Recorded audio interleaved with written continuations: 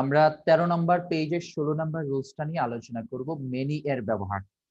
প্রশ্ন, ভাইয়া 15 নম্বর যে পড়ালেন না, এটা আদৌ কবে যে আসছে আমি জানি না, সেই জন্য আমি পড়াইনি, দরকার নাই, ঠিক আছে। তারপরেও তোমরা যদি একটু পড়ো, ভেরি সিম্পল, আনকাউন্টেবল নাউন এবং অ্যাবস্ট্রাক্ট নাউন, যেগুলো গণনা করা যায় না সেগুলো হচ্ছে আনকাউন্টেবল নাউন। যেমন ক্রিকেট, মনে করো, ট্রুথফুলনেস, সত্যবাদিতা, সত্য কি গণনা করা যায়?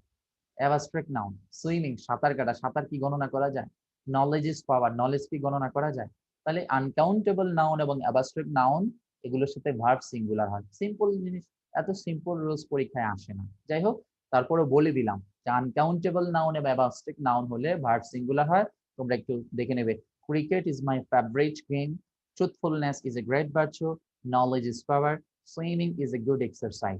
সবগুলোতে ইজ হবে, সবগুলোতে ইজ হবে। তার মানে আমি পড়াই দিচ্ছি, ঠিক আছে। আসলে দরকার ছিল না বলাটা আমাদের, তারপর বলে দিলাম আর কি। Cricket is my favourite game, আর truthfulness is a great virtue, সত্যবাদিতা হচ্ছে একটা মহৎ গুণ, নলেজ ইজ পাওয়ার, জ্ঞানী শক্তি, swimming is a good exercise, অর্থাৎ সাঁতার কাটা একটা ভালো ব্যায়াম। আনকাউন্টেবল নাউন, যেগুলো গণনা করা যায় না। অ্যাবস্ট্রাক্ট নাউন, যেগুলো গুণবাচক নাউন, সত্যবাদিতা একটা গুণবাচক নাউন, অনেস্টি, সততা, এরকম আর কি।